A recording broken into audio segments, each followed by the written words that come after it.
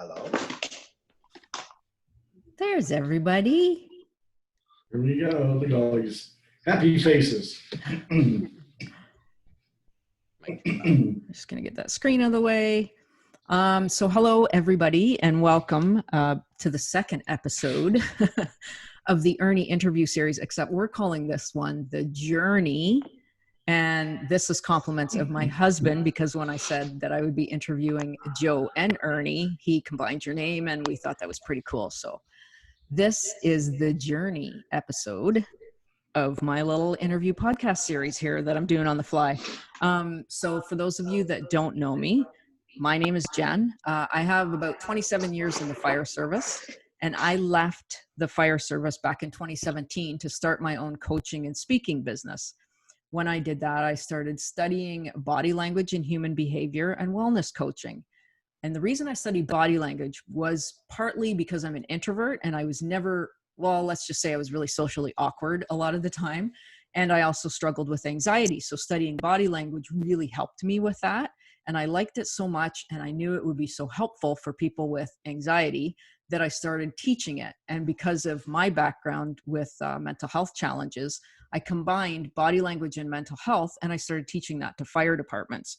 So it was kind of a different approach to mental health awareness, and it really, I had some success with it. It was pretty cool.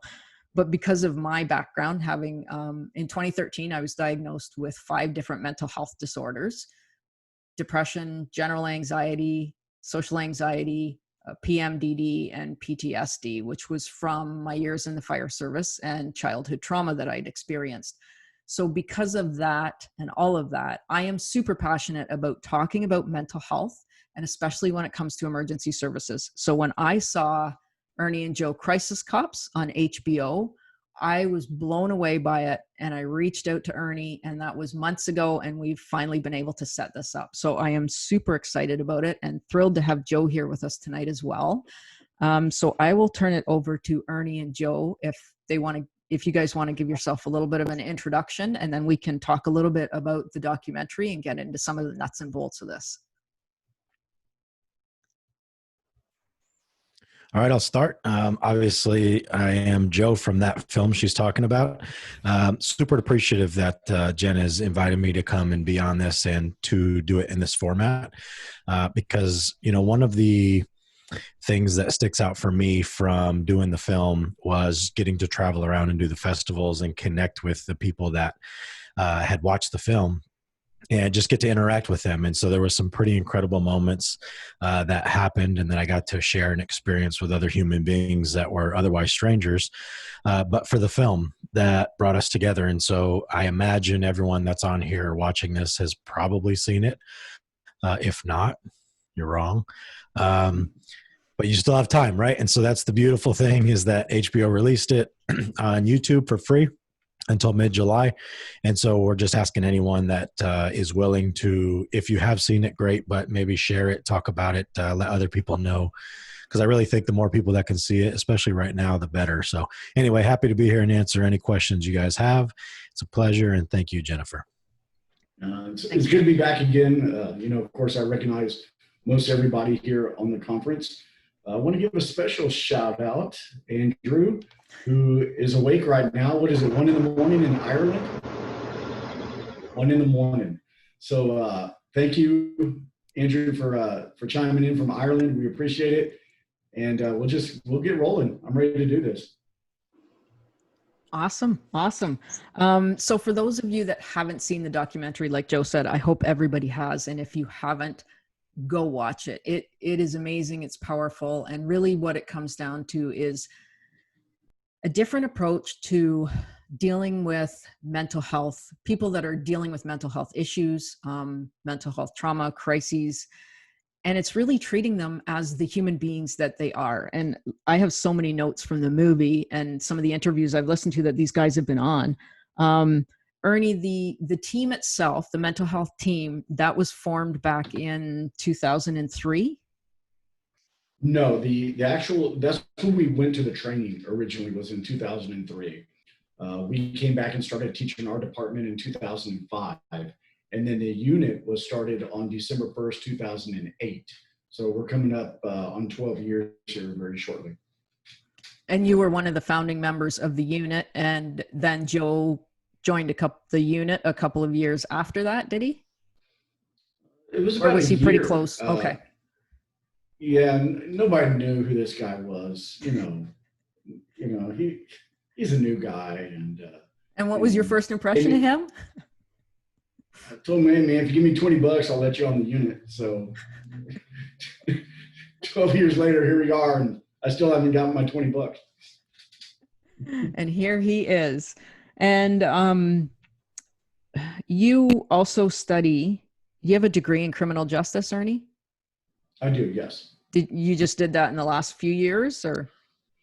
Yeah, so actually I watched, if you saw the documentary, Joe went to school during kind of a difficult time in his life. He needed to keep his mind occupied. And, he went back to school. He would bring his homework to the office, and I kind of had fun doing it with him. He went through the classes fairly quick and graduated pretty quick. And I thought, wow, if he can do this, I had fun doing his homework, so I might as well go and get the grade myself. And he helped me through the entire process, of how to get enrolled again. It had been 20 years, and kind of followed in his footsteps through the degree plan, and then graduated a few years back. Awesome. And the difficult time that you just mentioned, Joe, are you cool with kind of expanding on that or explaining a little bit about that, or do you want to share what that was about? Jen, I'm cool with everything. So, awesome. Yeah, I mean, it's super fascinating for me when I realize the power of story. And that's one of the things I'm most grateful for from this film, is in opening up and really allowing the world or people or strangers or whatever to see me, like the real me, without fear, without worry of what's going to happen, but just to see again, what that's done for other people is really, really profound. And so I've integrated that now into my teaching style. And for a long time, I've always used story when I teach. I think that's kind of what makes the best educators, but really opening up and getting personal. And so it's interesting timing, because this week I'm out at the academy teaching cadets, and I've been doing this throughout the week, and they're so open to it right now in the academy because they're just hungry for information. They're hungry for doing things the right way. And they're also a bit afraid of everything that's happening right now. And so having somebody come in and be genuinely honest with them and authentic with them is really, really inspiring for me. And I think it's super, super powerful for them because of the feedback I'm getting. But specifically what Ernie's talking about, in life, I think when people go through hardships, they tend to deal with it one of two ways.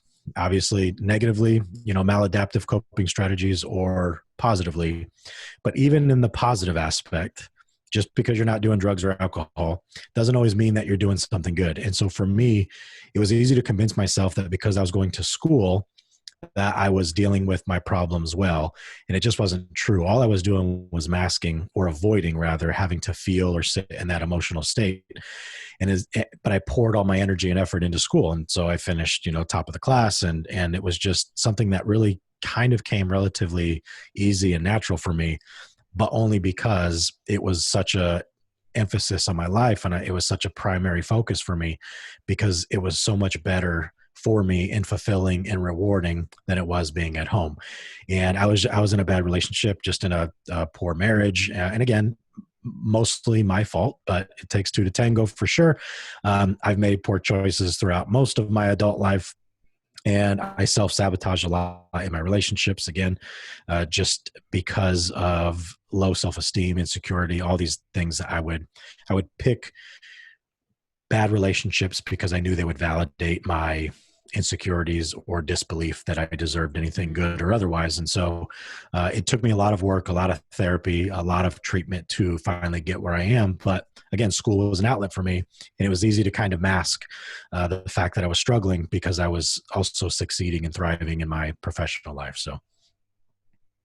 And it's amazing even that you say that, because that's what so many of us do, right? We can be struggling in whether it's your personal life or your career or whatever it is, and you can still, to the rest of the world, make it look like you're keeping it together, or they have no clue unless they're observant, or maybe have some sort of CTI training. People don't see it because we do a good job of covering it up. That's a lot of human behavior, right? Is sending our representative selves out into the world. And I think, we've become a society addicted to distraction, and they're so focused on achieving benchmarks, obtaining titles, collecting degrees. I tell people when I teach them, I think really, truly, very, very few people in this world actually know who they are. Mm-hmm. And if someone were to ask you, who are you? Immediately you go to your titles, right? Like I'm a cop, Yep. I'm a father, I'm a husband, I'm a doctor, I'm a lawyer, I'm a business owner, I'm a this. And it's like, no, you're not. Those are things you do. Those are things you have, but that's not who you are. And people don't know how to answer that question. And I think people don't spend enough time in self-reflection, truly looking in the mirror and asking themselves those really tough questions of, who am I? Why am I here where I am? Why do I feel the way I feel? Why do I get upset about the things I get upset about? Because it's never the thing you think it is. And so, this is why when I did my TEDx talk a couple of years ago, it was so important for me to communicate this to people, that I've learned the skill set that I have through years of therapy. Yeah, I also have lived experience through life, and I have learned experience through school. But some of the biggest breakthroughs I've ever had in my life are going through therapy. And I feel like everybody should have that opportunity. Otherwise, you're just going to continue on this path of habitual behavior where you're only convincing yourself that everything is okay, and everyone else kind of knows that it's not, but you're working so hard to keep the story up that you've created for yourself, which is like, I'm doing okay, I'm doing the best I can, I'm just getting by, I'm doing good. And it's not true. I mean, we could all do better. And the thing that stops people from wanting to do better is the fact that at some point they're going to have to stop and look at themselves and stop blaming everything around them. And that is incredibly uncomfortable for people, especially without professional help and guidance. Mm-hmm. Amen. Amen. I always say that for anybody that's going through any difficult times or dealing with challenges like mental health issues like depression or anxiety, dealing with your demons is the hardest thing you will ever do. And it takes the most courage. Like it's profound, and it's definitely transformative and life-changing and everything else, but it's shit that you have to go through. But it's brave, man. It's brave. It takes courage. Absolutely. If I could just piggyback off of that, because first I want to congratulate you on your podcast. Your episode was incredible. And Joe, she asked a question. I don't know if you've had a chance to listen to it, but she asked, in order for you to find out who you are, take away your title of husband, father, take away your title of what you do professionally, and then take away something that you associate yourself with, like a major hobby or something. Remove those three things and then ask yourself, who are you? And that's when you really have to, that was profound when I heard you say that, because I had to sit in the car and kind of process that for a while. Like, damn, who am I then? And, y'all hit on this topic perfectly. And I think it just brings it closer to home the way that you asked that question, just for the other viewers to kind of something to think about and plant that seed. Thank you for that. Yeah, that was a little bit of my life in a nutshell with the big move here to Marathon and leaving my identity behind. And it triggered some demons for me, for sure, and some insecurities. Now, some of the things that— Real quick on that point, Jen, before you move on, because I love that you just said that. So you didn't leave your identity behind, you left your job behind. And I think that what's so super, super important here, and I teach this to cops, first responders, military especially, is what you do is not who you are. And the moment we identify with our profession, the moment we identify with anything other than our truth, which is, again, far beyond anything that we could ever achieve, obtain, tangibly hold.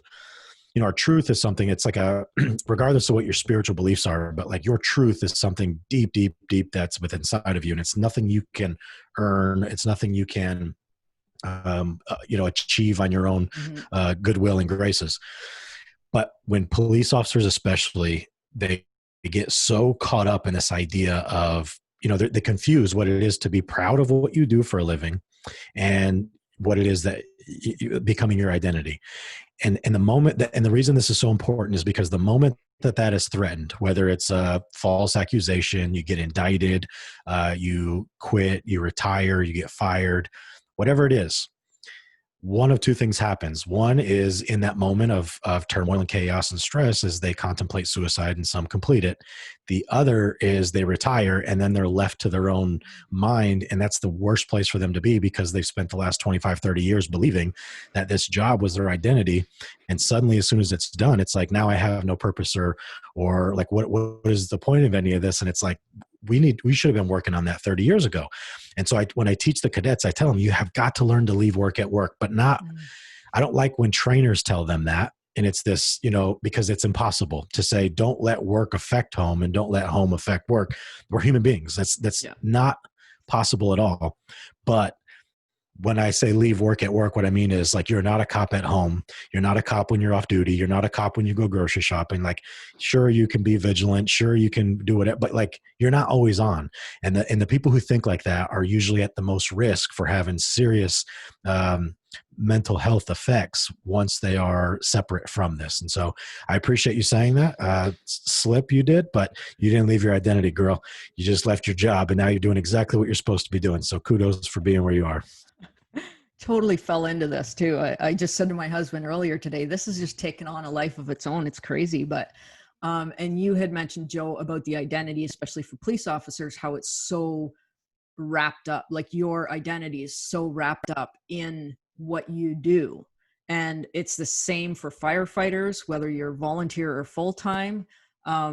It's the same, I'm sure, for anybody in emergency services.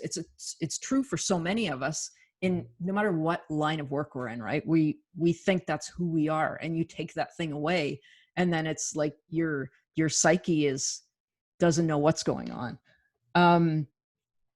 So some of this stuff, and this kind of ties into this, some of the stuff that I've jotted down that I've heard you guys talk about with what the tactics or the tools that you use, and feel free to correct me or add on to this, but some of the things when you're dealing with people in mental health crises are de-escalation skills, active listening. You do CIT, critical incident training, or crisis intervention training, sorry. Right. And one of the other things that we've just touched on, which I'm trying to circle back to here in a very roundabout way, is the importance of knowing your own trauma. And Ernie, I think, talked about this in a podcast that I listened to, but if either one of you want to maybe touch on those points or some of the skills that you and tools that you teach and that you bring to the job that you're doing.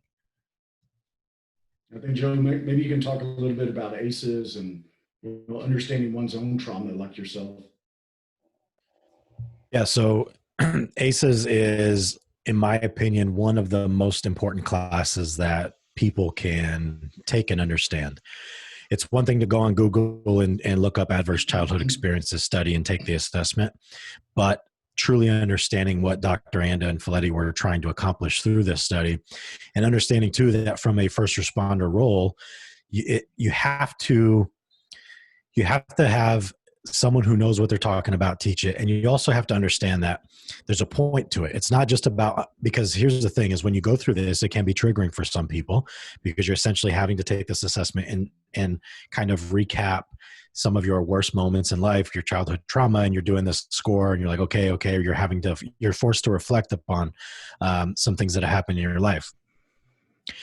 But I just taught this class this morning, actually, and I told the cadets throughout the week, I said, look, I'm gonna kind of talk about it in a roundabout way throughout the week, but when I get to it, I want you to really, really pay attention and understand why. And so the assessment basically goes on a scale of 0 to 10, and what we know is that a vast majority of the population of inmates in prison have a 4 or more, and it's easy to see why. And then also, too, in the professions that are helpers and protectors, i.e. first responders and military, we tend to have 4 or more as well. And so then what makes us different? And I think that it's a great opportunity to create perspective for officers, because what I tell them is, look, if you have a 4 or more, like, by the grace of whatever you believe in, are you not in prison? But also, are you gainfully employed or about to be? And what I don't want you to do is, when you get out in the field and you start taking these calls, do not look down on people in these marginalized and oppressed communities just because you've come out of it, just because you've been afforded opportunities and you have a 5 or a 6 or a 7 or whatever on this assessment. And you're thinking to them like, well, I've made it, so what's your problem? It's the worst thing that you can do. There's zero empathy in that. And then conversely, the other side of that is, so in the cadet class we have right now is about 47 people. And what I know is that about half of that class is going to have 4 or more. And again, because we attract the helpers and doers are people who have histories of trauma. And it's because they're trying to create a better world than they came from. Also with the military, they're trying to escape their reality oftentimes. You know, I told this story for me. I didn't join the Marine Corps at 18 because I was gung-ho, hoorah, patriotic, and I loved my country. Not that I didn't love my country. I just didn't know any better. I was a kid, and I didn't know what any of that meant. I joined it out of necessity. I joined it because for me, staying home wasn't an option. Staying around my family wasn't healthy. Staying there in that small town in New York wasn't good for me. And so I was like, I need to get out of here. And that's so many stories of people in the military as they're escaping something. And so understanding that too in your reflection of, are you running from things or are you running to things, and knowing the difference between that. But the officers who have a 0 on the A scale, I tell them, don't think that that disqualifies you from being a good officer. Just because you're not going to be able to relate with people who are suffering through their traumas, which is true, you're not going to be able to. Over time and through experience, you're absolutely going to be able to empathize with them. But it's going to take experience, because these kids that are coming in at 22 and they have no life experience, their mom and dad are still married, they still have supper on Sundays, they still, read books at night before they go to bed together, and it's this beautiful life. That's great, but they are not adequately prepared mentally for the job that they're about to do. They're just not. And so they have the biggest struggle when they come into this world. I was talking to a 36-year-old cadet today who already has experience, and he has military experience and business experience, and he owned his own business for 7 years, and he wanted stability. And so he's coming in and he was like, yeah, I talked to these young guys just because it's like, hey, like, I'm super patient. Like, I have slowed down big time. I don't get excited about this stuff. A lot of these kids want to go out there and run and gun. And it's like, which is why, again, I've been saying for a while, since last year, I really think when we're talking about reform and doing things over or different, maybe we should look at something like extending the age before you can become a first responder, especially in law enforcement. Maybe you shouldn't be able to do this job until you're 30. And what would that look like? And how much more patient and life experience would people have, which would really, really help the problems that we're facing today. Absolutely. Ernie, do you want to add to that? A little bit to that, or did he pretty much cover? Like he said, I think my mom was still reading me bedtime stories when I was 21 because my A score was very low, what he's talking about. But over time, 28 years now in the profession, I've got plenty of trauma. And, I shared one of those stories recently on a podcast, which that was not planned. I wasn't going to do it. But the podcast happened on Father's Day, and it was 4 years ago to the day that traumatic event happened, and it was time to share it. And since that time, I went back and I've listened to that one part of that podcast probably 20 times, and each time I go through it, it gets a little easier. It's I can kind of breathe a little bit easier and know that, hey, that's out. I don't have to keep it buried anymore. So, will we be able, as individuals that experience trauma, be able to reach others at that level? Absolutely. But you have to be willing, like you said, to take off that mask, to be transparent, to be authentic, and be willing to give of yourself, in order to make that connection. Yeah, I absolutely believe, and we talked about this on our last call, that the trauma that you've experienced, whatever that looks like in your life, as hard as that was to live through and get through and process, that is what allows you to connect with other people. Like, I'm often told that people think I'm courageous because I'm so willing to talk about my experience with depression and anxiety and PTSD and talk about my history. But for me, I'm at a place now where there is no shame in it. I have no problem talking about it because I know there's people that need to hear it and need to hear that they're not alone. But that's the gift in the trauma, is that someday you'll be able to share it with somebody, and that allows you to connect with them. And you're in situations where you can feel empathy for these people and understand them. And I think that's another important element, and probably why you two are so successful in your team and the work that you do, is because it's very different speaking to somebody who has been there and has lived experience, as opposed to speaking to maybe a clinician that doesn't. And they're basically just telling you, what you're supposed to do, like a therapist or clinician or whoever. But being in the trenches, having lived through it, you have the words, you have the emotions, you've been there. And that creates, from my experience and people I've talked to, that creates trust and it creates credibility, right? Because you are speaking from experience and you're not just telling them, well, this is what my book says you should do. So it's very powerful, I'm sure, in connecting you and your team with the people that you're dealing with in the streets every day of San Antonio as well. Truth. I'm sorry. Wounds to wisdom. Wounds to wisdom. Coin it. And Joe, Wounds to wisdom. I think we have a special guest in the waiting room waiting to get in. She's already in. No. There she is. Yeah. So who just joined us? Oh, Jen McShane. So Jen McShane is the director of Ernie and Joe. Yeah. I just wanted to say hi. I'm driving, and I just thought I'd say hello. Hello. Are you hands free? I am, of course. What Okay, a question. Just making sure you violator. Yeah. No, anyway. No, I'm hands free, and I zoomed in just I wanted to hear you guys. So anyway, I'll let you back at it. All right. Thanks, Jen. All right. That's awesome, Jen. I'm so glad you're joining us. That's super exciting. And I apologize if you heard my dog barking in the background there. Oh, I have my dog with me too. Oh, good. Maybe that's who my dog was trying to talk to. Talk to me about vicarious liability. Either one of you gentlemen. Want to talk about trauma, vicarious trauma, or liability? Because I can talk about it from a training aspect if you'd like. Yeah, because if we kind of zoom out again, a lot of the things we've talked about, at least in past calls, and I'm sure a lot of the stuff you two are talking about along with the movie and just being in this role and being police officers in the time and day we're in, we were talking about training and how police officers are trained and the culture of policing and how that plays a factor in this. So if you want to just kind of touch on that. And I know that Jim, who's on the conference also is very interested in this. So vicarious liability, the CIT training is not a new concept. It's been around for quite some time. The training is not in every state and it's not federally mandated. So the training, because it's controlled by the state licensing division within police departments, it could look something as short as 8 hours to 40 hours worth of training, depending upon what they require of their police officers.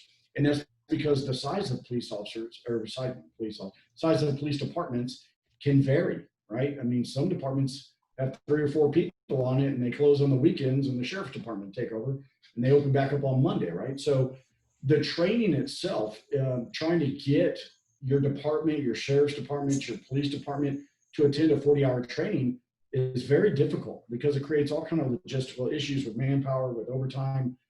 However, you can put every excuse you want into how difficult it is, but the training is available. So to me, that's where the word vicarious liability comes in.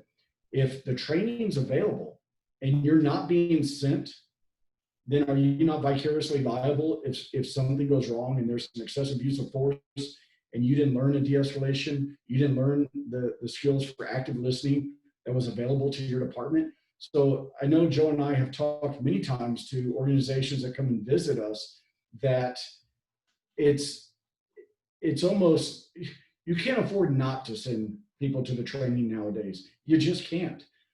Especially look at what we're dealing with now. When we're talking about police reform, and I looked it over yesterday, everything that the president was wanting to touch on about, pairing clinicians with mental health workers. That's something that we do in San Antonio.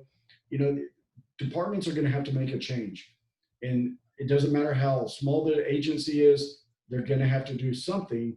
And luckily, and I'm going to plug Joe. This is where his consulting company comes in and really can reach a department where they're at their level and give them the training that they need. Wasn't sure if Joe was going to weigh in there, so I was kind of waiting. I can.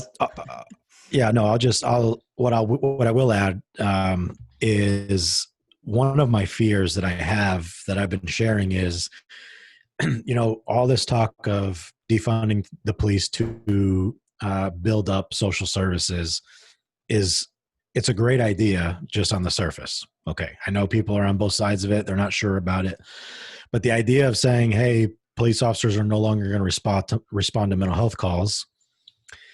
Just saying that alone, one, it's not realistic to just say effective immediately, police are no longer going to respond to mental health calls. It's not realistic. Even these programs that exist like Cahoots and all this, and they're doing good jobs, that doesn't mean that law enforcement's not responding to people in crisis. The other thing is, what I'm afraid of is as departments are starting to lose money and be defunded, and as they're starting to have certain types of calls taken away from them, like the mental health calls, that they're going to feel suddenly they're going to feel this, they're going to imagine a police department that said that the city government says, hey, you're no longer going to respond to mental health calls. What I don't want to see happen is police say, okay, well then I guess we don't need CIT training. And that's my fear, is that police agencies are going to believe that if they take away the capacity to respond to mental health calls, that they're going to feel that they can let themselves off the hook from receiving mental health training. And that's just not the case. They're still going to need CIT training or some training of some sort, because the fact of the matter is, again, and I've said this in the movie and I've said it for years, is that people don't call the police because they're having a good day. So every call on some level is some level of a person having emotional disturbance. So just saying we're not going to train in de-escalation because you're going to take mental health calls away from us is unrealistic. And I hope that that doesn't happen within police agencies and they have this kind of like, oh, fine, na boo boo, then we're just going to take our ball and go home. And then they turn their back on adequately training their staff, because that's one of the biggest problems, is that every police officer in this country is undertrained. They're not adequately trained to deal with the complexities of the calls that they respond to, period. There's not one police officer in this country is trained for every type of call that we get. And so to say we're going to start pulling calls away from cops, okay, but it doesn't let us off the hook from being prepared, because we're still, at least for the next several years, because there has to be a huge wave of education for the community. There has to be a huge wave of education for people to know what to do when someone is in a crisis, because it's still going to be dial 911. So I know that one of the choke points they're going to say is we're going to train dispatch to then patch that call to our civilian department that has this civilianized team that's going to go respond. That's beautiful. But also, don't forget that every state has a different set of laws. And so in Texas, that civilian group, if the person says, I'm suicidal, and they're like, okay, I got to take you to the hospital, and they say no, they can't do anything. They have to call the police, because the only people that can do what we call emergency detentions or involuntary commitments are police officers, judges, and guardians. So there's not a civilian that can just take someone to the hospital against their will.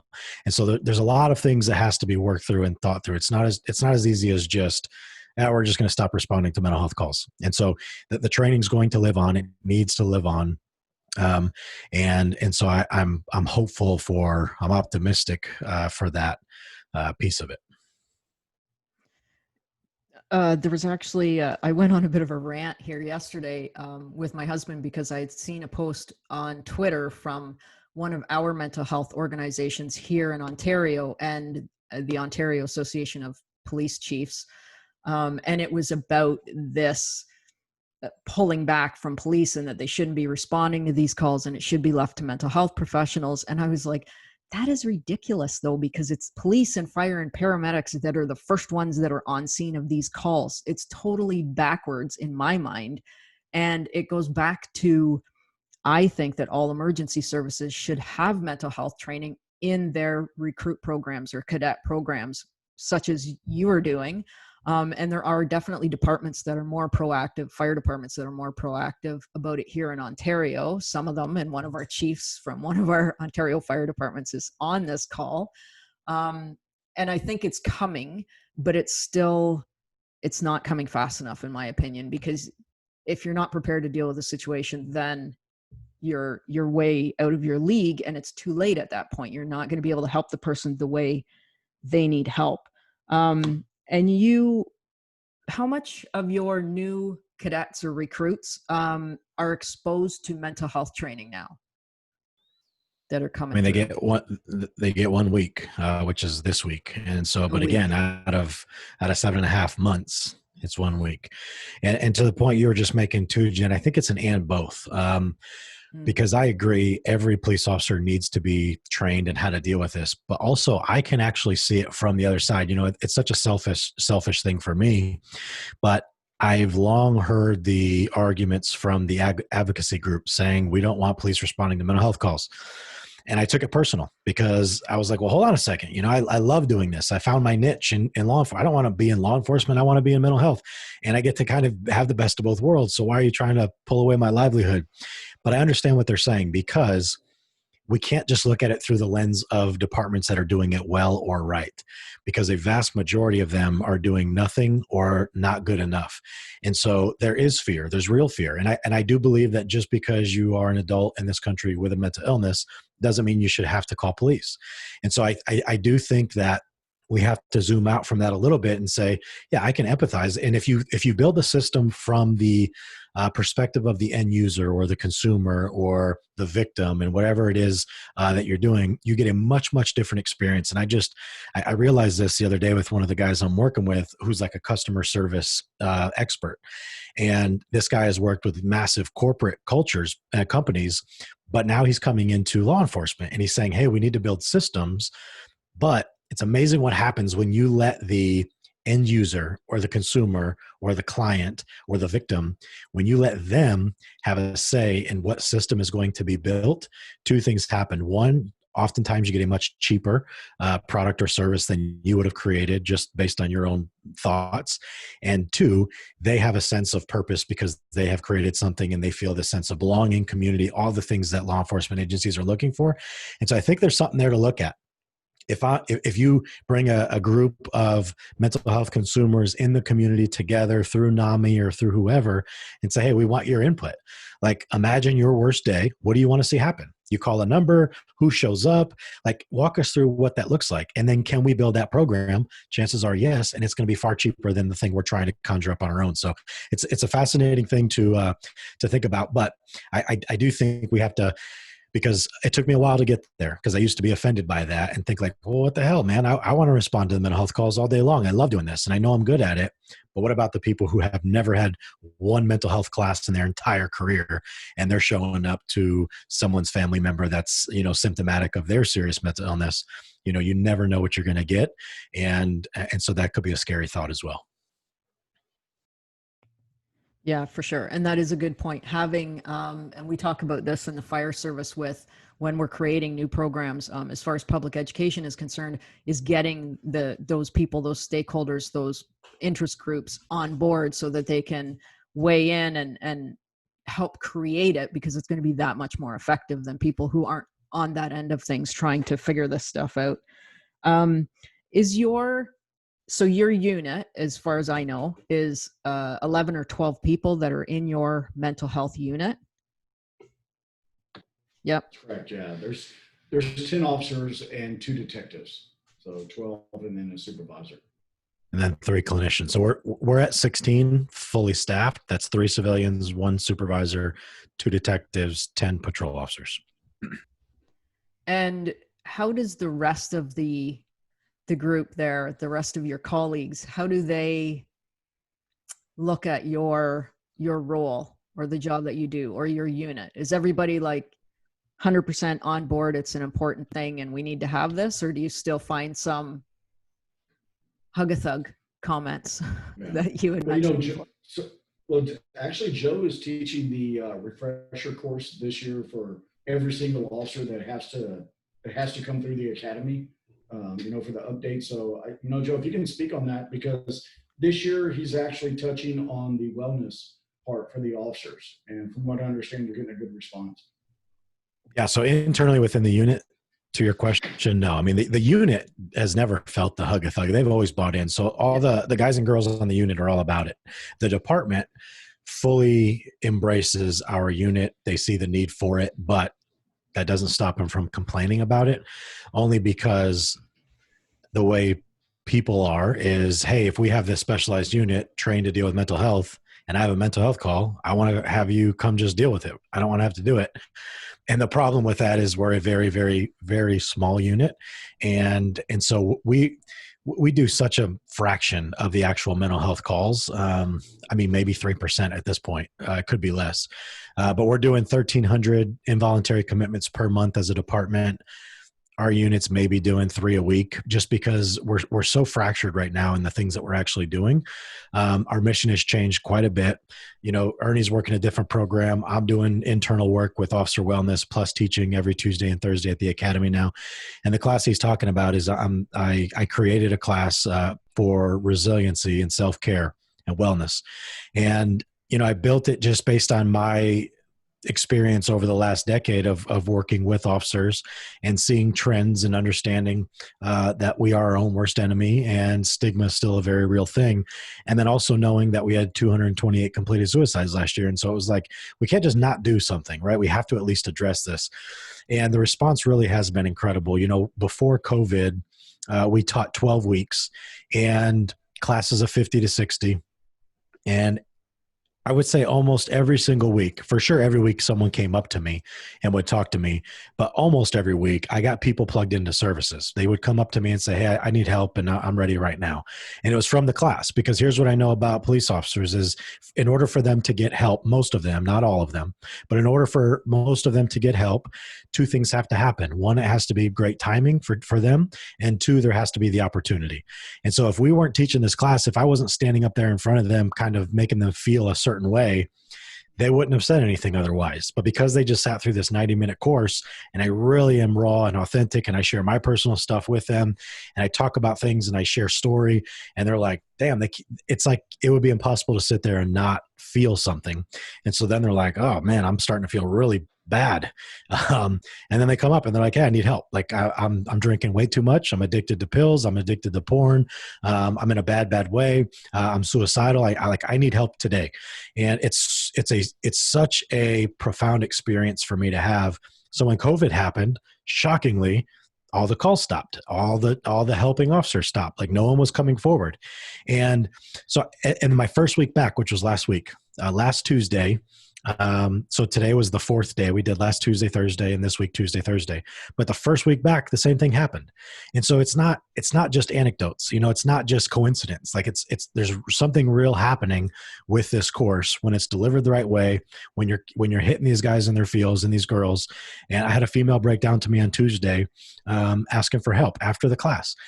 So it's powerful. It's powerful. And they're saying, hey, thank God. Like, thank you so much for finally talking about this, for teaching us this. One guy, the best thing that happened is a 30-year guy came up and said, he goes, Joe, in this one 90-minute class, you just made sense of my entire career. My entire 30 years finally makes sense to me. And I can understand why I feel the way I feel now. And I want to go get help. And I was like, it was just such a huge, like, sigh of relief for me. And this, like, it was just pride, of like, man, that I know, again, not from an ego standpoint, but just from like, I know I'm doing what I'm supposed to be doing standpoint. And then of course my mind, just the way it is, I'm like, I've got to get this to everybody. And I've got to get in front of every cadet class and every police officer in this country, because I really do believe that if in front of a room, I'm going to make people see things the way they didn't see them before. And I have confidence in that. And it's just based on my experience of doing this, being on the front lines of doing this work, but also helping so many of our own over the last decade or so. So that's what I'm working towards. And that is freaking powerful shit, right? And that's why I'm sure that's why you do the things you do, because we talk about mental health and we share our stories and we try and raise awareness, but a lot of the time you don't know, at least in my perspective, I don't know if people are listening. I don't know if I'm getting through to anybody. And then I might write a blog or do a post or something, and then I get a flood of messages from people who are like, oh my God, I resonated with that. I've been there. I feel that. I think that the way you describe that is exactly, I felt that like it. And that is such a powerful, to me, that tells me, oh, I'm, even when I don't know I'm doing the right thing, I'm clearly doing the right thing because it's resonating with people. Do you find, have either one of you found that the officers that are most resistant to your training or talking about mental health or mental wellness are the ones that end up being the ones who probably need it most?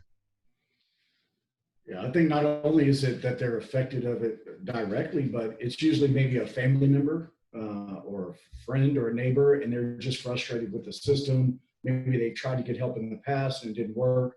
So now they're just completely turned off to the concept of even, asking for help or seeking any kind of treatment. And we saw that trend when we were told to train the entire department. We had officers with 30 years on that said, you know what, I'm going to retire. I really don't care. I'm not going to take that class. But the ones that stuck it out and took it because it was mandatory, they would come up and say, you know what, now I understand why my brother was acting the way he did. I would tell him just to suck it up and quit being a baby, but now I understand, the behavior, and I feel horrible for the way I treated him. So I think, Joe, I think you would agree with that it was something very close connected to those individual officers that were most resistant, but by the end of the week, they were some of our biggest proponents and asked to come back and volunteer. Yeah, I mean, for sure for the CIT training, yes. I mean, but so there was massive resistance from those individuals, and to Ernie's point, they did come around and realize how this affected them. But specific to the wellness side of it and their own individual well-being, one of my first slides is I have the definition of resiliency. And I show this on purpose. And I say, these are just buzzwords that you're hearing all the time: resiliency, resiliency, resiliency. But here's the problem. So the definition is the capacity to recover quickly from difficulties. And then the word toughness is in there. And I hate it. I hate that they put toughness in there, because here's what's happened in our profession specifically, and in fire, but in law enforcement for sure, is we have done ourselves an incredible disservice by lying to ourselves about what being tough means. And so to them, it's like, if I've been told, or if I've been shown that being tough means shutting up and compartmentalizing and suppressing and shoving and not talking about and not dealing with and not confronting the things that I'm struggling with, then that makes me tough. That makes me resilient. I am well. But here's what I know is that, to your point, Jen, it's absolutely the opposite. And the ones that are most against it are the ones who are most rigid, are the ones that have spent the most amount of time lying to themselves the most. And again, it's not 100%, but it's certainly a majority. And that's why when I had that 30-year officer come up to me and say that in front of 4 other officers that had less than 2 years on. And what was more important for me was for them to hear that, because I know what happened in that moment for them was like, oh man, because they're still bright-eyed and see the world through this rosy lens because they just haven't maybe been exposed to enough trauma yet. But what we know is over time, people start to really become desensitized, really develop calloused hearts. And so they just turn off. They shut their emotions completely off. They've got no affect. And so the problem is they've convinced themselves that they're tough. And then when you look at the definition of resiliency, it's like, well, then I'm resilient. And it's like, no, you're not. You just are unable to feel anything, which also includes love or anything good. And that's not healthy. And so getting them to understand that and really breaking them down. But again, with tact, I'm all about calling people out on their bullshit. But then with love, I kind of build them back up, because it's like, hey, you're not going to fool me. I promise you. I've lived that life so long myself, and I've seen it in so many other people. I can see right through you. And the ones who try so hard to convince me otherwise, it's like, it's almost, it's sweet. It's sweet. It's sweet. You just look, it's like a kid, right? When no, good try, but no. Oh man, yeah, absolutely.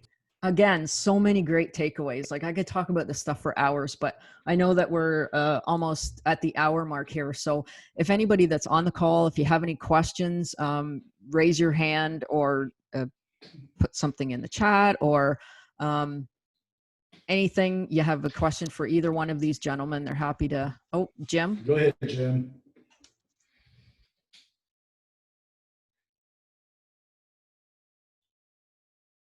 Still don't have the buttons down correctly. Here we go. So I just wanted to say first off, Ernie and Joe, thank you for being a part of this. It means a lot.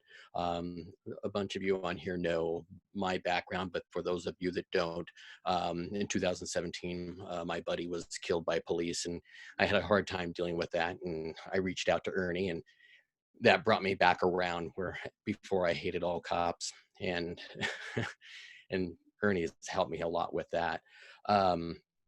But talking about therapy, right after that happened, my wife and my buddy's wife told me that if I didn't go to the VA and talk to a therapist, they were going to call him for me. And that was one of the best things they could have done for me. It was very important that I did that, and it really helped out. The question I have for you is kind of switching gears here. In my town, Spokane here, we just recently had a call where our police department went out to a house where there was a 10-year-old child with a knife, and they deployed the SWAT team, the tactical team, the hostage negotiator, and then a team with that included some behavioral health people. And I look at that and think how intimidating that must have been for that child. And I personally, I don't think they used the right tactics, that they could have gone about it a different way. But they stand by it, and they also say that they are working with their own training for CIT, and that they're doing the right thing. I just can't find a way to talk with them about including more mental health training in the way they address issues like that. How do you guys feel about that when you have resistance in a police department that really don't want to address how they handle those type of calls? Jim, I'll just say, so I read that article, and what I will say is they handled it absolutely right, because that's all they know. And it doesn't justify it. It doesn't make it right or okay, but that's exactly what they trained to do. And just like I said in the movie, you know, when officers are dealing with a suicidal person with a gun, they don't hear person in distress, they hear gun. It wouldn't matter if it was a 3-month-old puppy with a knife, they would hear knife, and they would still respond the same way, because officers are so quick to get tunnel vision. And mind you, now this is part of the problem. This is one of those issues that really speaks to the culture of law enforcement in this country. Is it's such a fear-based response to so many things. You know, we there's so much paranoia, there's so much fear, and all it takes is, you know, but think about it from the other perspective too, right? Not to, you know, yes, absolutely, what happened with George Floyd, terrible, wrong, he was murdered. But that incident was in Minneapolis. The entire country is in uproar. Things are changing all over the country because of that one incident. The same thing happens internally with law enforcement. If one cop is killed in middle of nowhere, Midwest, every agency around the country is like, look at this video, look at this video. See, do you see why we do what we do? And it's like, oh man. And we start convincing ourselves of this story of like, oh, that's going to happen to me. So it's the same on both sides, right? People respond. And this is one of the biggest downfalls of the age we live in right now, is that information flies at the speed of lies. And so we're so quick to just get things out. We're so quick to just get information out, not realizing the ripple effect and the detriment that it's going to have sometimes. You know, what a beautiful world it must have been where it took like 3 months for information to travel, and your horse and buggy to get to another state. And you're like, oh, and then it's old news by the time it gets to you. We're just not there anymore. And so I can see it from both sides of why the problems are the problems. Law enforcement feels justified in responding the way they do to situations like that, because they're not hearing a little girl in distress. They're not thinking one step ahead of like, man, our response is actually going to traumatize this child and create a worse effect than if we were to have a soft approach and really think about how we're going to do this, because all they're thinking about is knife, which equals danger, which equals deadly force, which equals we have to respond with this massive team. And all it does, in my opinion, is escalate the situation. And here's the other problem. because they talked her down. She put the knife down eventually and walked out. So the problem now is like, see, it worked. And there's all this self-justification happening because of those couple things. So that's maybe more explaining as to why the problem is the problem. Again, to undo it, we're going to have to really, really think about how we culturally, it's very difficult to change a culture of any organization, especially something as massive as this. But I think one place to start is, you want to call yourselves paramilitary organizations, and how about we start doing some standardization nationwide? But the problem is the way the government runs is we want to give powers to states and powers to cities and powers to. And so that's why there's so many variances and differences between city, community, or county, state rather. Nothing's the same anywhere, and we're far too decentralized for anything like that to happen. And it's one of the issues, because there is no standardization, and that's a problem. Thank you. I think, thanks, Jim. I think Allison just put a question in the chat there. Do police who teach CIT have training to teach the classes? Yes. Not everywhere. Well, yeah, not everywhere. For us, yeah, I went to Houston. We got the trainer course. We took the foundational material that was in the training, and then we had to kind of tweak it based on what resources were available within our own community, because not every community is the seventh largest city, in the United States, and has all these resources that we have here. So, and like Joe said, the decentralization, that could be a CIT training could look like 8 hours or 16 hours, where here the Memphis model, which is a 40-hour based training, it can look different everywhere. So, we use subject matter experts to come in and teach, anything to do with the behavioral classes, any of the major mental health issues. And we stick to the state laws, the policies, the procedures within the department to make sure they get a well-rounded type training delivered to them. Yeah, but the other side of that too is, not going to name names, it doesn't matter here, but I've seen agencies who put someone who is not qualified, who has no experience, to stand in front of the class for the entire 40 hours and just read the PowerPoint slides. And they're certifying them. They're saying, okay, you have CIT training. And it's just god awful. I've also seen agencies who will do the entire week of training with a couple of instructors, and they don't do any role plays because, well, cops don't like role playing. Well, yeah, but it's the most important part of the training. And so, there's something to be said about best practices. And, look, you don't have to reinvent the wheel, but you also shouldn't be just trying to check the box either to make yourself feel better at night when you go to sleep and say like, oh, our cops are CIT trained. No, they're not. If you're just going through the motions, there's not going to be any buy-in. There's not going to be any behavioral change when you do it that way. So while we have received training to be CIT trainers, and we're saturated in the environment, and we've been doing this a long time, yes, but it's not everywhere. And this is, again, one of those problems, is that an agency can proudly stand up and say, we have CIT training. I would then follow that question up with, well, what does it look like? I'm curious, like who does your training? Can I see the curriculum? How many role plays do you do? And you start to realize like, oh man, this is terrible. And again, I know agencies, most of them are doing the best they can with what they have, but the good old words of my buddy Doug Green, like good enough isn't good enough. And so you can't just get by. And what I also don't like, and I've seen, is especially on the sheriff's office side, they're elected officials, right? So they need that PR pony every now and again. And so I've seen them use CIT as an effort to get community support of like, hey, look, we're doing CIT, and there's no follow through, there's no follow on training, there's no refresher training.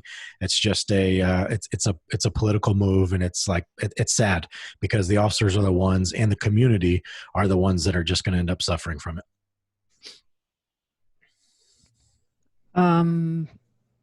Sorry, Allison also asked about TCOLE having classes, TECOLE.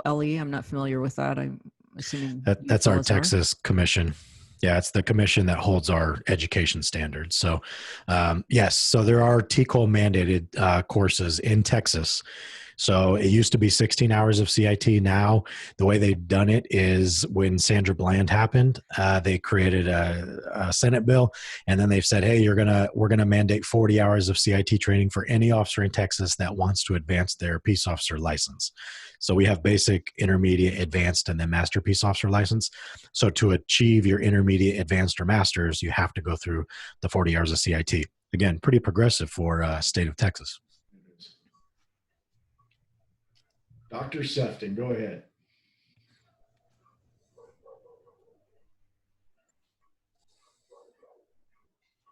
Oh, you're muted. Can you unmute him, Joe? Yep. There we go. Gotcha. Yeah, I'm glad to see you guys, and I appreciate what you've said. I think that Joe had some very good comments about officers and engaging them. As a former law enforcement officer, the mental health calls were the last ones that they wanted to take. And here in Massachusetts, it's between 30 and 50% of all calls have some mental health component to it, whether it's substance abuse or just major mental illness, or people having a bad day and a domestic violence related issue. So I think that you can't take the law enforcement out of these calls. Here in Massachusetts now, they're saying, in addition to the defund movement, but just please set up an operation that we can just transfer calls to mental health clinicians. And I think that's dangerous, and I think we've spoken about that, Joe and Ernie. Is it's dangerous because these folks often have guns, they have weapons, they have unpredictable behavior, and without the law enforcement, it's very dangerous. Here in Massachusetts, we use the co-response model, and I think to not give police officers this training is definitely cutting them short. But I still get pushback. We work with the Worcester Police Department in Massachusetts. It's a large agency of over 500 guys and women, and as good as they are, the chief mandates post-incident debriefing or diffusing, and none of them will come. They just feel like it's not worth their time, and the chief is paying them 4 hours of overtime. So when Joe was talking about the stigma and getting these guys to kind of break down and connect with how they feel, inside, it's very, very tough, difficult. And in working with you guys, I'm preaching to the choir. But when you work with the average law enforcement officer, EMT, paramedic, firefighter, and I worked with a couple of fire chiefs recently. It's very difficult to get them to buy in. Yeah, no, you're right, Doc, and it's sad too because we had a terrible incident here just a few weeks ago where it's fishy. The call came in; it was a murder-suicide, but it's very. We think it's a murder, but mother supposedly killed her mother and her 2 or 3 children, and 2 children, and so who were like under 5. Well, the officers that responded to the call, that's a terrible call. And I reached out to the captain of the shift who was also there. And I just said, hey, reach out to the guys. Just, let them know that I'm here. If they need anything, just see how they're doing. And she told me, she's like, Joe, it broke my heart because when I did ask them, their response was like gasp and like, no, we're fine. You need to go check on those sissy firemen. They look like they were struggling. And I think part of the problem was, one, it was too recent. It was too soon after that call. But 2, think about the optics of that. You have your female captain asking male patrol officers like, hey, how are you feeling from that call? In no world are they going to, I would like to say I would, but in no world are they going to be like, yes, ma'am, I'm struggling. It was really sad. Can you get me help? They're not going to do it because 1, it's the captain asking. 2, again, the culture is like, sometimes you get help if you ask for help. Sometimes you get punished if you ask for help. Sometimes you get your gun taken away if you ask for help. And so I'm just not going to risk it. I'm good. And so, yeah, it's a cultural issue like many other things. And so there has to be consistency from the top down and policies that support it, not just words and talk, because officers aren't going to believe that for a second. I agree, Joe. And one of the things that I found is that officers, especially those who have become suicidal, who give it all up, is that the embitterment they feel towards the Yep. hierarchy, the embitterment just is like, it doesn't do me any good to talk about this. I worked in Chicago. They had a bunch of suicides, and they brought myself and my colleague out. And in Chicago, if you propose any mental health concerns, you say, I'm not feeling right, I can't sleep. They take away your star, and in Chicago, the badge is known as the star, and that's the last thing that a guy, it's like giving up your life. Give up your star. They take away the gun. They take away the badge, the credential, and the star is just. And once that's gone, they had a couple of officers that committed suicide right in the department, right in their garage, Yep. as you've experienced. I know we talked about. It's just amazing and very sad that call you talk about. It should be mandatory. That there's some follow up with any murder suicide. Yep. I did a psychological autopsy. You guys know about this, and I won't belabor it. But the police chief, he was a sergeant at the time, was the first officer on the scene. He was absolutely devastated by this murder-suicide, and he could hardly speak by the time we got there and were able to talk to him. So, boom, it's common sense. We're speaking to the choir. Anybody that's watching this is probably on board. But there should be follow-ups and mandated by department policy. I think we're also doing something here, and you mentioned it, Joe, and I'll quiet down after that, is the annual reviews, the stress reviews, tracking calls if possible, and then okay, here's your level of trauma you've experienced in the last year. Let's go over some of those and then go get work through that. Yep. We could easily check, which calls you've had in the last year, and by the dispatchers could predict, find which ones were all assigned to Officer Smarro, and boom, we could check those out, or anyone, Officer Sefton, and be able to tell he's had X, Y, and Z numbers of calls, and you go over them. That's all. You're a smart man, Mike Sefton. Oh, It's good to have you on the. It's good to have you on the team. I wanted on the to good visit, side. so No, I'm glad you did, up. man. I love hearing you talk. You can mute me again.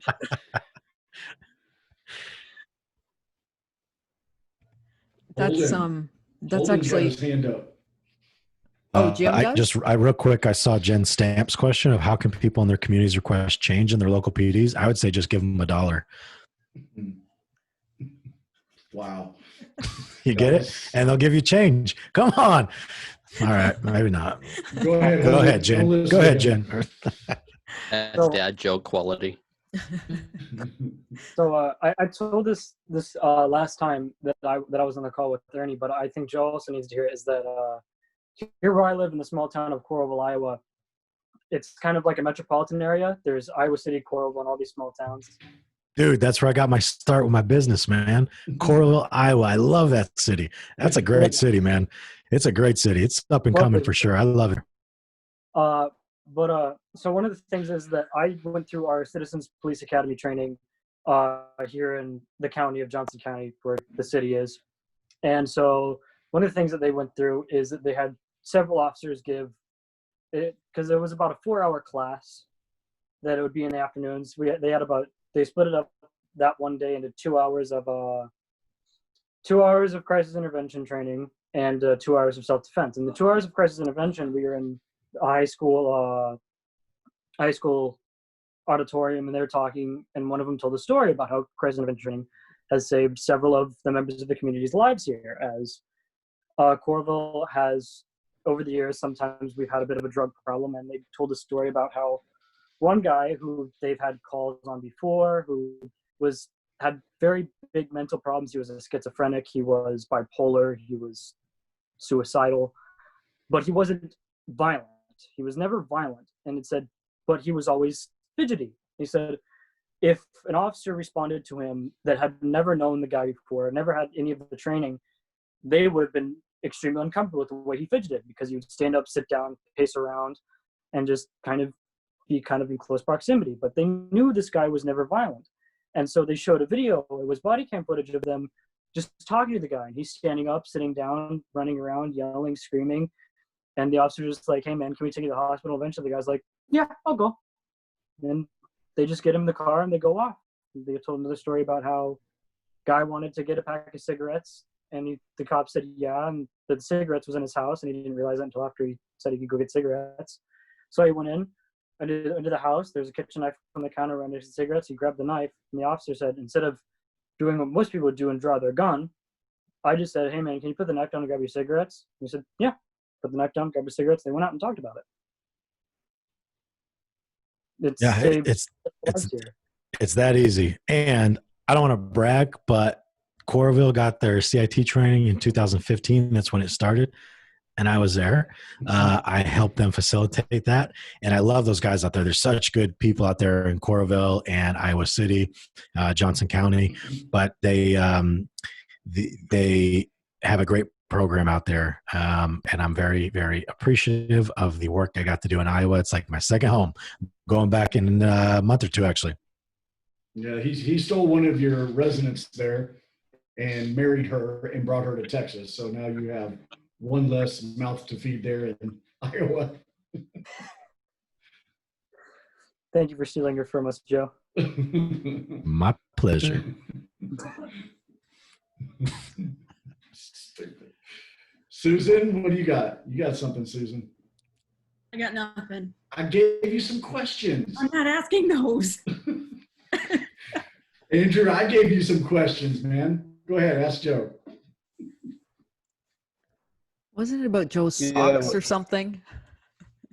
Why he wears brown shoes with a black suit. Why do you do this, Joe? I've never done that. I would never wear brown shoes with a black suit. That's never happened in my life. Next question. So I was told by I won't reveal my source, but I was told Joe might have some difficulty hitting a 3-wood on the golf course. So, what? A 3-wood? Really, Joe? Yeah. That's true. It is my least favorite club in the bag. But that said, everything else seems to work pretty good, man. Yeah. No, all I can say, guys, I don't really have any questions. I've been in touch with Ernie for a couple of months now. So anything I wanted to ask, I've asked. I've watched the documentary a couple of times. I first saw it on the 2nd of January this year. I was in the Irish Police Academy, and it was our first day back after the Christmas break. And one of our instructors had seen the documentary at the Cork Film Festival in Ireland, and she felt that we should all see it. And it was in the first hour or two after we had come back from the Christmas break, when everybody was still kind of in holiday mode. And I think it's certainly for me, I can't speak for everybody else, but once I've seen it, I straight away kicked back into police. I couldn't wait to get out on the streets. I had 6 weeks left in the academy at that stage, and it was great for me at that time to realize what mental health policing was all about. Instead of Joe's friend who had 30 years service, instead of him realizing after 30 years that mental health can be an issue for officers, it was great for me to get that, obviously not training, but just realize it's a thing before I even got out. And I've seen it since I got out in the street. I've noticed some situations from calls that I've taken a few things, bits of advice from the documentary and bits of advice I've got from Officer Stevens there as well. And it's helped me in a very small capacity in my 4 or 5 month service at this stage, but I've no doubt it's going to help me in the future. But yeah, so I have no real question, but I just want to say how appreciative I am of Officer Stevens and Officer Smarro for what they do. I do one lighthearted. Andrew. It's Joe. Go ahead. Thank you. One lighthearted comment I do have. I found it a little bit ironic that Joe is in charge of officer wellness, and his choice of snacks on night duty are Red Bull and Twizzlers. So. Yes. So one, Andrew, the film was completed a couple years ago. I've come a long way. Two. Good to hear. Two is when I teach my 6 pillars of self-care, one of them is physical self-care. And what I tell the officers beforehand is, look, there's no expectation that you're going to master all 6 of these, but just try and you're going to resonate with 1 or 2 of them. But my ask is that you would pick something that you don't do well and start working on that. And so when I go down the physical self-care, food and diet is on there. And I tell them, I'm not going to stand before you as a hypocrite. I'm a proud paisan, and I love pasta, and I'm always going to love pasta. And so because I don't eat well, I choose to sleep well. And that's one of the pillars of self-care too. So it's not that I'm just giving up on myself. I just sleep better than I eat, and that's okay. What can I do, man? I also don't like exercising. So what? I don't like working out unless there's a ball involved. And so I play soccer and tennis and golf, but going to the gym and lifting heavy things, I'd rather punch myself in the eye. So it's not for me, man. I like a good meal and a good sleep, and that's what makes me feel refreshed. That's fair enough. It's fine by me. I'd be fond of an old Red Bull on a night duty myself. I bet you would, man. Get to sleep, Andrew. It's good to see you, man. I do appreciate you've been supportive all along, and it really is nice to know that the film has reached over there. We got great feedback from Cork, and so we were super bummed that we couldn't be out there for that for obvious reasons, but it would have been a pleasure to meet you, and you seem like a stand-up dude, and good luck with everything you're doing. Absolutely. Thank you very much. Cheers. Yeah. Cheers. Yeah, it's like 1 a.m. or almost 2 a.m. for you, isn't it, Andrew? It is 2:15. Ooh. Go to bed, bro. Go to bed, man. See, don't be talking about what I eat if you're not going to be sleeping. Yeah, can't throw stones in glass houses, you know? That's right. And we are like 20 after 9. So I will, unless there's any other questions, I will kind of, Rory, go ahead. Let's see. Thanks, Jen. Thanks, guys. Honestly, I have not yet watched the show, but I've just clicked on it on my save list there on Prime TV, so I'll be sure to do that. Real quick, just background on myself. I'm the fire chief of Clearview Fire and Emergency Services in Ontario, Canada. Kind of my passion for mental health came from a past life that I had, and I had 3 guys that worked with me on a crew in another department, and they were all as a result of different things, but within about a 3-month period, I had one guy walk away from the job completely. I had another guy that went out to his garage and hung himself. His wife just happened to hear the chair fall out from underneath him, went out, cut him down, and actually he did make a full recovery. And then another one who was a very good friend of mine, he's tried to come back to work a couple times and just simply couldn't do it. So, you know, I sit around a different table now with respect to these other fire chiefs because I'm still in the same area.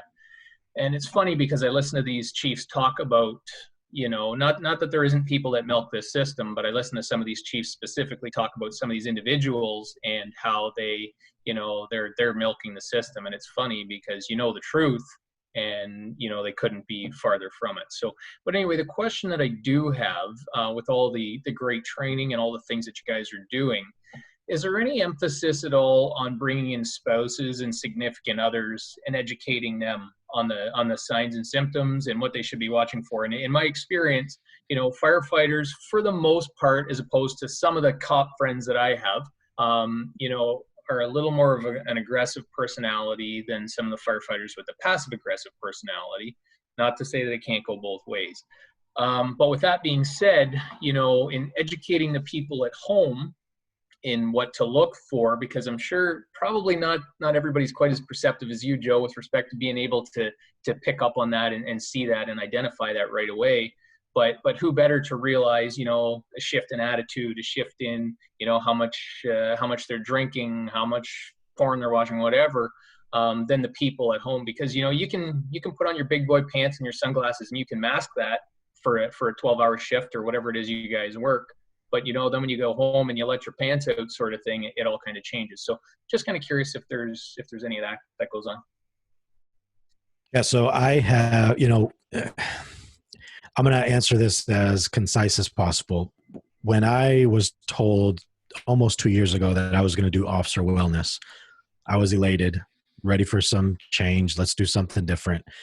And what I quickly realized, though, is, you know, I've long said that in many departments, and it might be different there where you are, but I can tell you for a lot of police departments, you're only allowed to be as smart as your rank. And because I've chosen to stay a patrolman, because I've chosen to stay in mental health, I purposely have not promoted. As such, anything that I offer up, it's like it's like a strike against the ego of the leaders. And how dare you come up with something like that? And so I had to get very creative and think like, how can I create something and make it seem like it's their idea? Again, I'm not looking for credit. I'm looking for actual change. And 100% of my ideas have been turned down. 100%. Even this class that I'm teaching in in-service this year, I never even got the approval for it. I just said, you know what, I'm going to do it because it's our day. It's our block of training. I'm just going to start doing it until I'm told I can't. And so far, so good. And I imagine the critiques are good. And so I think it's going to be okay. But I asked for permission. I tried to do it the right way and just never got any response back. Everything else I've asked for has been turned down. And one of those has been just that. And it's one of those things where I talked about it to this cadet class that I'm with this week. And I've already had 6 of them separately. And I know that they all talk amongst themselves at lunch and everything, but I've had 6 of them come up to me one-on-one and say, hey, is there any way that you could create that class for us, for our families? Because I really want my spouse or significant other to come through that because I don't know how to navigate that. And it's interesting because some of that, everyone's different. Some of them have a spouse that's like, I want to know everything. I want to know every detail. Some of them are like, don't tell me anything. I don't want to know anything that you're going to go through because it's just going to scare me. But I think it's important that we talk about it. And so my promise to them was that I already have the material. I just need to, I'll make a quick little class out of it. And maybe 2 hours or 4 hours. But I told them they graduate on August 24th. And I told them that I'm going to create that class. They even offered, they said, hey, look, if the department denies you, do it on your own and we'll pay for it. Like if you have to rent a facility, we'll pay for it because it's that important to us. And so I know how I can navigate it. It needs to happen. It's one of those things where it's a no-brainer to me. And I think the best time to do it is immediately after they graduate because they've got all those endorphins. They're proud as all get out. Like, yay, I made it. I'm a real big city cop. And then it's like, okay, now hold on there, big fella. Come back, reel it in, bring your family. And we're about to hit you with some truth, not to scare you. But one of the big issues with the thing you're talking about is that, yes, the spouse is oftentimes the first to identify a behavioral change. The problem is the spouse also has the least clue of where to go with it. And so sadly, what they do is they reach out to one of your colleagues on shift, and then they're like, oh, geez, I don't know what to do. Let me text them and see. So now they know there's an issue. And then out of fear, they're like, no, don't say anything. But usually it gets 4 or 5 levels deep before it actually gets to the right people that are going to help you out, i.e. us. And so education is a huge problem. We have to notify the spouses that we exist, especially in our unit, right? You have to know that we have a mental health unit. You have to know that we have your husband or wife's best interest at heart. We're going to advocate for them. We're going to help them. But don't just go calling their brass. Don't go calling their supervisor freaking out, because something happened. Call us. Let us deal with that.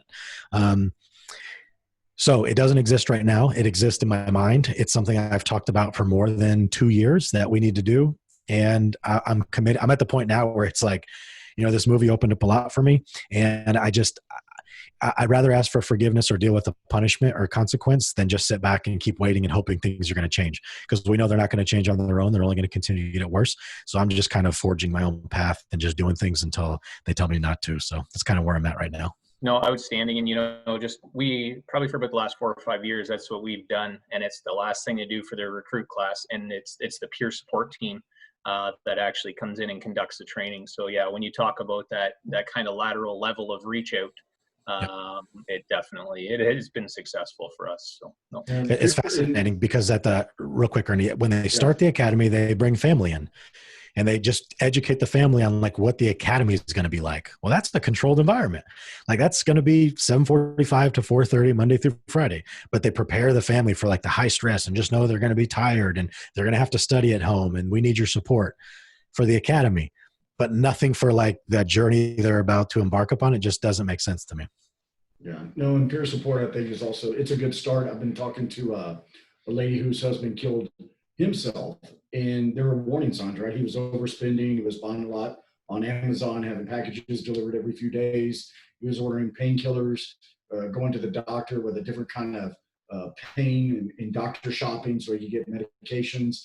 And she could see it all, but didn't know what to do with it until eventually he ended up shooting himself and, came on and wanted to talk about this with me about all these warning signs, but didn't know, how to check him on it, how to call him out on it, and then what to do. So what I like about peer support is it removes the rank from everybody in the room, and you're just there as a group of individuals. But where are they at for the families? And I think that's what Joe's talking about is having something outside of the academy, even if he has to do it himself. I'd love to be a part of it.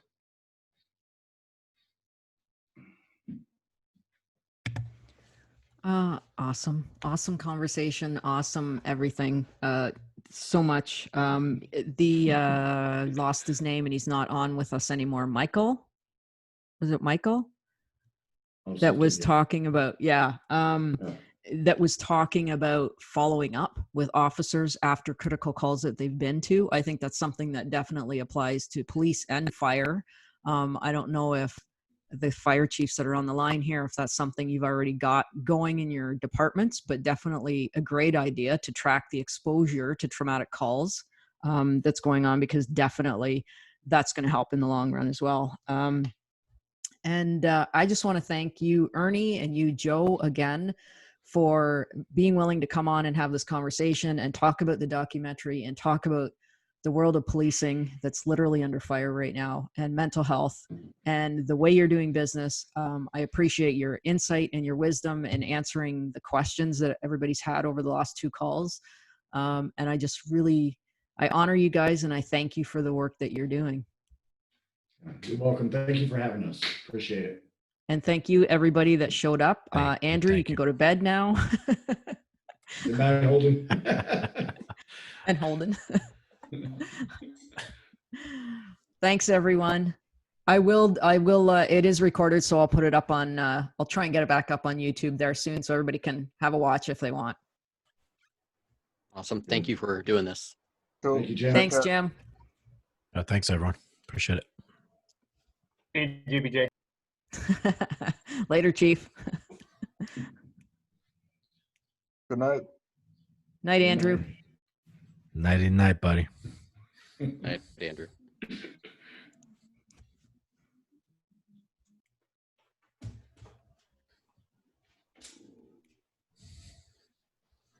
It's okay, Susan. You don't have to go. You don't have to go, Susan. It's okay. She wants to ask about that black licorice. Yeah, the black licorice. Yeah, thank you, Ernie. I do like black licorice. I do too. Why? Do you really? Why? I do. That That's reminds me of awesome. Sambuca. That's awesome. I don't have it a whole lot, but I do like Good and Plenty's, which is black licorice, candy coated. That's like a good time.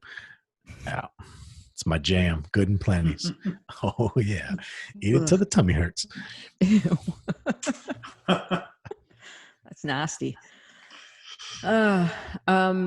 Again, thank you all for the conversation, and thanks, Joe. I know you're super busy, and Ernie, again, for giving me your time. Greatly appreciated. I think there's just so much of this conversation that's going to carry on, and keep doing the awesome work that you guys are doing. And thank you, Susan, for showing up with your dog. Thank you. Who's this other Greg on here? The other Greg is my husband, the fire chief, one of the 2 fire chiefs What's up? that were on. Fire chief, husband. How's it going, Good Joe? to meet you. It's good. too. It's good. Thank you. And by the way, That's Fire awesome. Chief Greg, I saw you watching TV while you were on this call. So Good for you, man. I would do the same thing. How? What do you mean I'm watching TV? You were looking at it. I know where the TV is. Oh, Watching you. Your glasses gave it away, man. You got to take your Yeah. glasses off. I know. You can see the reflection. Busted. Yeah, busted. Oh, good. It was fun. Yeah, I appreciate the invite, Jim. Yep. Thank you. Thanks was so awesome. much. There's so much police and fire. Like, it doesn't matter what emergency services people are in. Like, a lot of the conversation, especially around mental health, is the same. So I appreciate you Yeah. being willing to come on and have a chat. Absolutely. Look forward to your future podcasts. Good luck with that. Yeah. Yeah. All these crazy things I'm doing now, thanks to you guys. It's a good time. It's a good time carving your own path. Not knowing what's going to happen next, but you just kind of leave it to fate. It's a beautiful thing. Man, and if I could get my voice sounding like yours does, then Yeah. I'd be in the money. Yeah. Well, I'm not. So it doesn't work. Let me tell you. Oh. Not yet. Anyway, I'm hoping, but no, it's great. I think, what you're doing is fantastic. And I'll tell you, when I started my podcast last year, we only got through 4 episodes before they shut it down on us. And the the amount of dopamine hits you get from that like rush of knowing you're making a difference and helping people and connecting with people that you would have never met otherwise, that really is pretty impactful. So I would say just stay the course, keep doing what you're doing, even if it's like a drag. And a piece of advice from one of my mentors, especially if you're doing anything audio or video, is do not change anything until you have 100 episodes. And then you can make an assessment, because it can get slow. And sometimes you're only going to have 3 viewers or 5 listeners. And you're like, is it worth it? Yes. Don't make any changes until you have 100 episodes under your belt, and then assess and say, what's the payoff? Is this worth my time? Yes or no? But give it a good 100. And so you got a little work to do, and that's a good thing. 99. But anyway, I just 99 more. 98, right? We've done one, I think. So yeah, just stay the course, and just stay open. And it's amazing what happens when you just keep putting your stuff out there and opportunity comes knocking. It's pretty cool. Yeah, no doubt. And just the whole conversation around mental health, it's just, it's everywhere, and there's no end to it. And it doesn't matter what profession you're in. I actually have a dentist from New Zealand that's coming on to talk about the rate of suicide in dentistry next week, which is something I never even would have thought was an issue until I met this woman. So it's everywhere. I mean, I wouldn't want to be a dentist, that's for sure, or a podiatrist, but anyway. It's disgusting. Meat and teeth. Ugh. All that gingivitis, man, disgusting. Yeah, no, thank you. Yeah, not my bag. Anyway, take care of yourselves, gentlemen, and thank you very much. And I'll keep pushing it on the Twitter sphere there, the movie and the dialogue and everything else. Beautiful. You're already unplugging, Ernie. You plug in your ears. Yeah. I'm out. We're good. All right, thanks, Joe. Appreciate you. Yeah. And, give me a call tomorrow. Let me know what you want to do for lunch. Word. All right. Bye, guys. Have a good night. Take care, guys. Thanks, Jen. Thanks, Jenny.